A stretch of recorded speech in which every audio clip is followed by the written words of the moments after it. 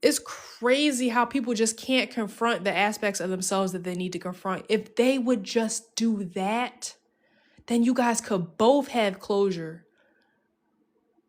But all they want to do is argue. People are so quick to argue. I mean, even when like they don't have anything to argue about, what people will do is they will literally put words in your mouth.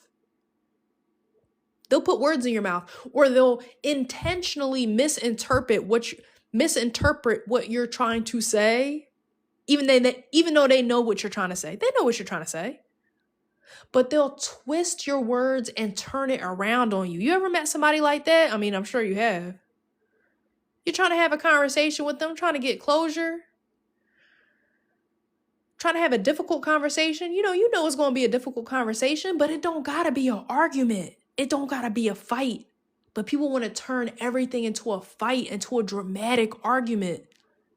They'll say things that'll get under your skin. They say certain things that they know is going to push your buttons. But they have underestimated how emotionally mature you are. How you've realized that most things that people say are a projection.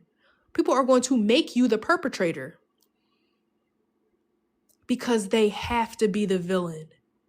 They have identified with being, they have to be the victim, excuse me. You have to be the villain. They have to be the victim. They have identified with being the victim. They have built an entire identity around being a victim. This is different from somebody that falls out with everybody. This is somebody who actually has a lot of people around them. You know, they're popular with the other coworkers. They're popular at work. Maybe they have extracurricular activities, popular around the neighborhood, you know, a big family, big group of friends, if you could call it that. People use the term friend very loosely. No, these are people who are usually surrounded by people, but the people who catch on to their bullshit, they'll make up a story where it's like they're the victim. They are the victim in every single story where they have fallen out with somebody who called them out on their shit or caught on to their manipulative ways. They're always going to villainize that person when really that's the person who saw through their bullshit. They saw through the facade and that person didn't like that. So what they'll do is they'll tarnish. It's crazy how people are like so casual about just assassinating someone's character, tarnishing their reputation, doing the smear campaign. I mean, people just do it so casually as if that can't ruin someone's life. Ruining somebody's reputation, that can affect their clients, their business. That can affect their money, how they're perceived in the workplace. Eventually, you get fired because this person has made it their life mission to tarnish your reputation. You're going to have trouble maintaining relationships, friendships, because people already have this preconceived notion about you. People already have their own biases and prejudices. And then when you have somebody that, you saw through their facade and you were not willing to put up with their fakeness, you weren't willing to play along with whatever game that they like to play. That's all these people do is play games and waste time. They pay such close attention to your life because they have no life. They're so interested in you because there's nothing interesting about them. They talk about you because if they talked about themselves, no one would listen. Whole groups are dedicated to bringing you down. And it's not paranoia. It's the truth. It's an uncomfortable truth that a lot of people like to dismiss or sweep under the rug because it's so uncomfortable. It's very unsettling thinking about whole groups coming up against you simply because you triggered them and they don't want to explore why. But that sounds like a them problem. People are just incredibly, incredibly dramatic when all they have to do is apologize majority of the time. really, a lot of these problems could be solved, like these vendettas that people have against you, these years long, like this animosity. People make themselves your arch enemy, and it could be resolved if they would just stop being so dramatic and say, you know what, I apologize. You know what, I take responsibility for what I did in the situation. I'm gonna take accountability. Oh, they're not gonna do that because they cannot handle the guilt and the shame associated with taking responsibility for your own actions. You're willing to take responsibility for your actions. You're willing to apologize. And not only that, you're willing to showcase the fact that you have changed. You have learned from your mistakes. There has been growth spiritually, mentally. You're working on yourself physically. Your skin is glowing. Your eyes are bright. You have hope, positivity, and optimism radiating from you, even in situations where you shouldn't, or it doesn't appear like you should. You know, you could be going through it, but you still manage to smile. You could be down and out, but you still find something to be positive, to be happy about. You see the silver lining. You know there's way more power in being optimistic and focusing on what you prefer than sitting up there like drowning in your own misery. Like, sure, everybody could do this. Everybody could like focus on the bad and be like, woe is me. Everybody feels sorry for me. But you're not doing nothing to improve your situation. You're not seeing what the lesson is in that situation. It's so easy to blame and point the finger, blame and shame, when really, majority of the time, people need to point the finger back at themselves. But they ain't trying to do that. Nobody's trying to point the finger at themselves because they spend so much time blaming you. That's all they know how to do is project outward because they won't look inward. And then they're jealous of the fact that you look inward. A lot of times, like, you know, you'll realize people are jealous of you. People are like, well, jealous of what? What are they jealous of? Bro, it's not always like what you physically have. It's not even always how you physically look, although people are jealous of that too. Make no mistake. People are jealous of your ability to see the silver lining and still be optimistic, even though you have all these people stabbing you in the back. You have all these negative things happening to you in your life. You still decide to get up and try again and see, like, you know what? There has to be some type of lesson in this. Let me explore what that lesson might be. You're just so patient with yourself. You speak so kindly to yourself. Most people, they're very unkind to themselves, and that's why they're so unkind to others. It's so obvious, especially those people who have that like hair trigger judgment. They're just so judgmental of everybody else, the way they look.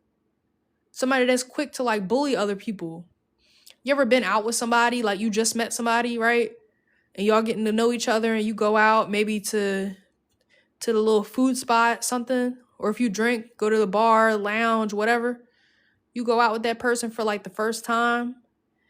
And the first thing they do is start making fun of the other customers in the establishment. And you're like, what? Like, what is wrong with you? Like, unprovoked. These strangers that you don't even know, you can't even focus like on the date. Your first reaction is to make fun of other people? Like unprovoked for no reason? Like if somebody starts with you, it's okay for you to finish it.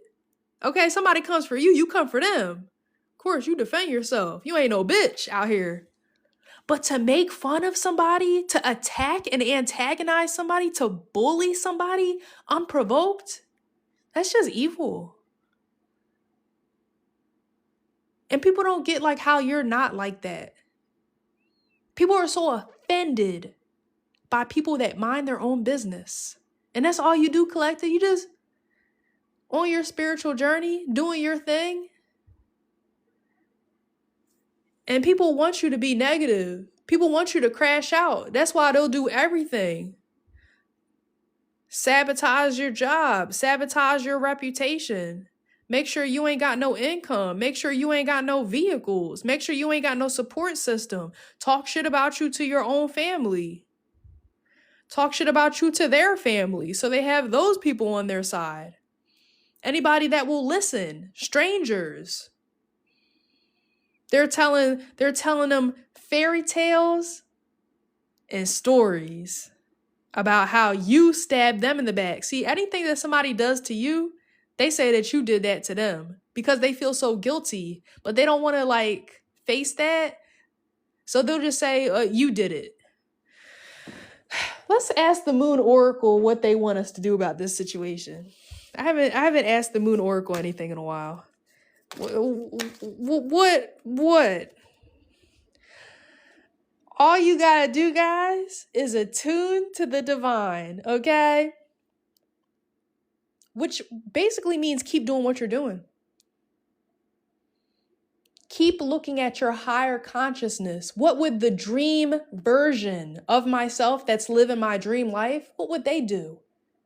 How would they react? What would they be doing right now? What would they be doing with their time?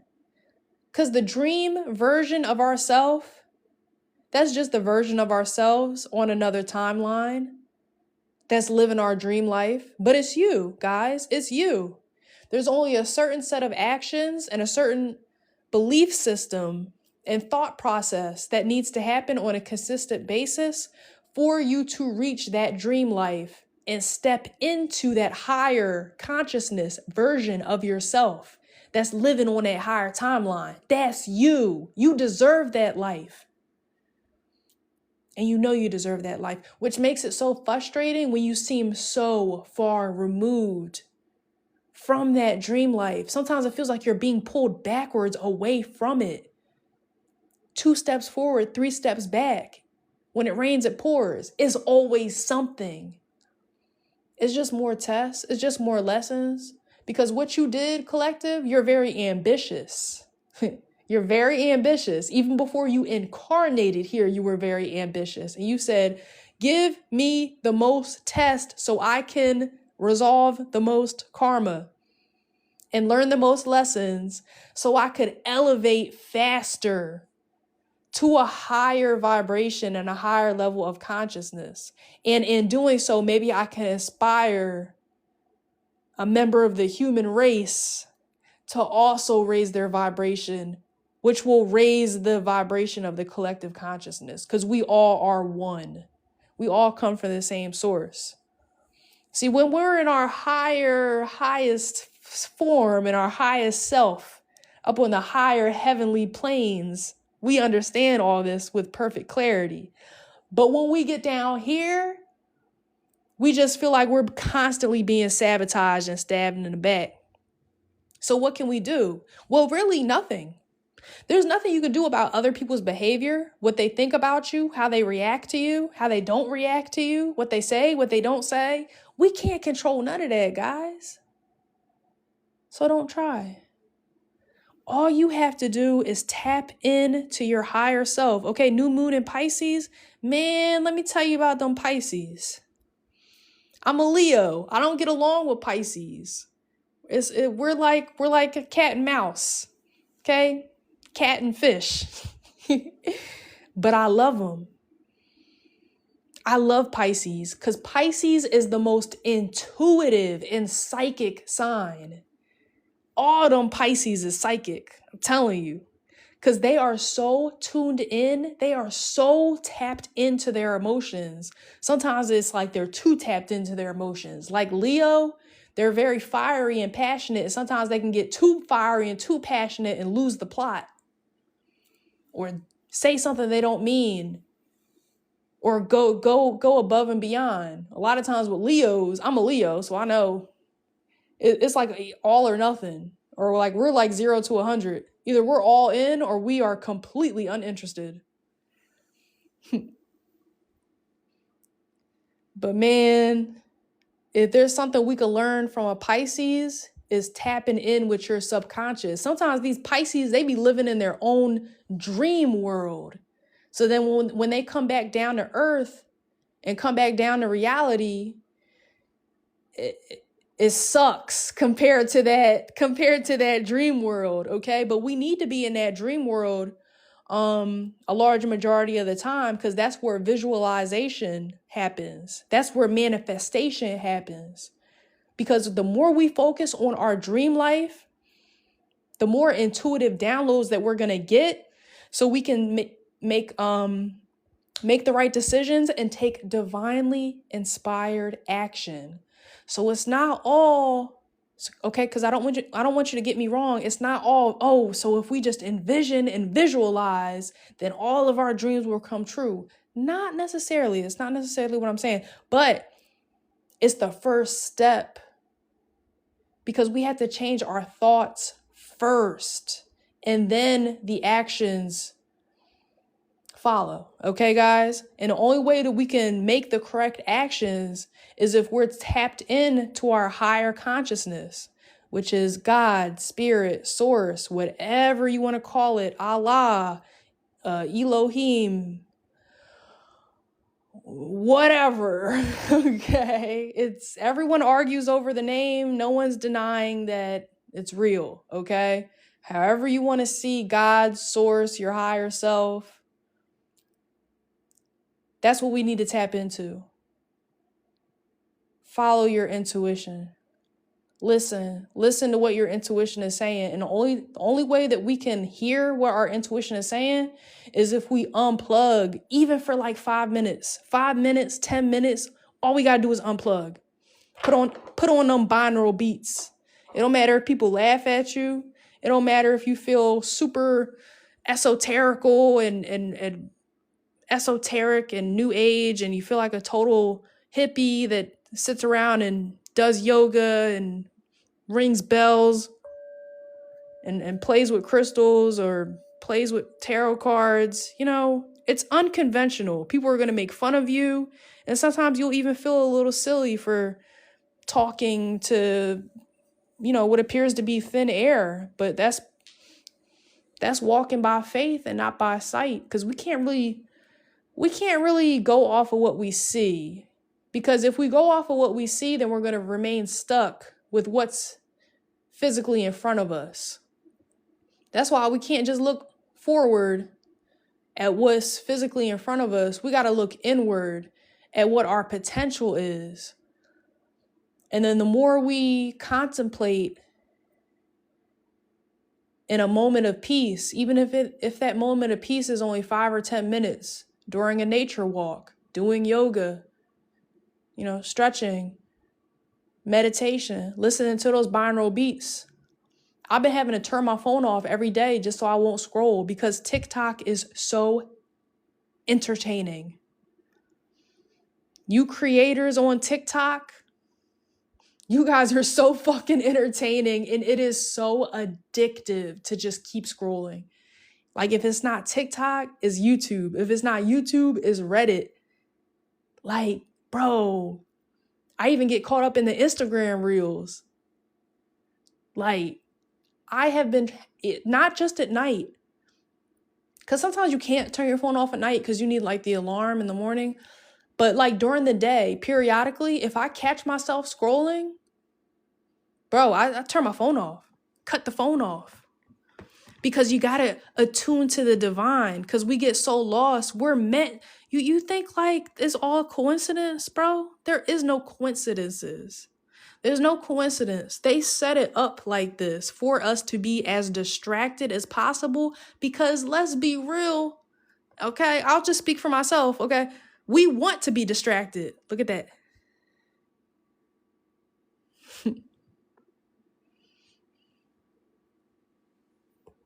We want to be distracted. We welcome distractions. Because sometimes looking inward is a little bit scary.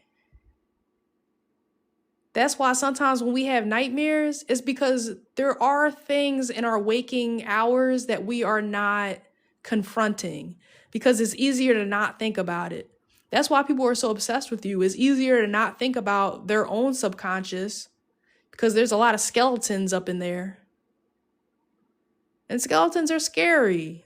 That's why it's like hard horror movie Halloween thing, skeletons. Scary. Nobody wants to look at them skeletons in a closet. But there's beauty to be found within your subconscious if you make it a beautiful place. And the great thing about visualization is you can make any type of world that you want. In fact, the worse the 3D is, the more incentive that you should have to want to create a magical, beautiful world within. Okay? As above, so below. Anything that you think about in your higher consciousness, in that state of meditation and visualization and contemplation, you can manifest that in your physical reality if you're able to stay in that state the majority of the time. But the majority of the time, we're incentivized to be distracted. A lot of times we must be distracted because we have to make a living. Look at how much time a job takes away from us. It takes the best years of our life. Like when we're retirement age, we're not going to be able to enjoy all the things that we can enjoy when we're this young. Now, I say that as somebody who has middle-aged viewers, but you're young, okay? You're young. You're young too. I don't mean just young like me. I mean like the system shouldn't be like this. It shouldn't be work, work, work, work, work. You must always be productive. No wonder people want to unwind and distract themselves willingly. Food, entertainment, extracurriculars, fun things, mindless things. It makes sense. It's human nature. That's why it's so hard to attune to divine. So they're asking you to do the hard thing right now. Attune to the divine. Be like the Pisces. Okay, research Pisces and how intuitive these people are. I think we could all learn something from Pisces. Speaking of the social media, the algorithm is so messy.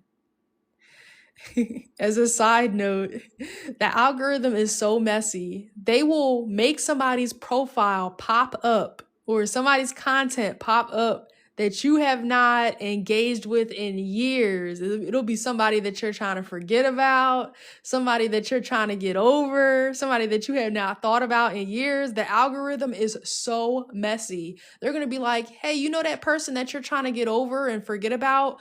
Well, here's their profile, here's their content, here's their video, here's their picture. Look. Bro, the algorithm will do whatever the algorithm wants to do to distract you. So do everything that you can to remove distractions. Be like Cheetah. Turn that phone off. Okay, listen to my videos and then turn the phone off. Okay, guys? Because I really want you to tune to the divine, because you can listen to all the tarot readers and collective readings that you want, but the real information is within you. And your guardian angels, the archangels, God's spirit, your ancestors, the universe, gods, goddesses, deities, whoever you attune your energy to, even if it's just your higher self, they always have a message for you. And it's always going to be something that's going to elevate you to the next level. It's what you need to hear, not what you want to hear. Sometimes it's a difficult truth, not a comforting lie. But you're the type of person, you don't want no lies. You've been lied to enough. You're willing to face the truth, even if the truth is difficult. So be open to the truth. Okay, because your subconscious, tarot, or anything like that, they're going to tell you what you need to hear, not what you want to hear. Okay?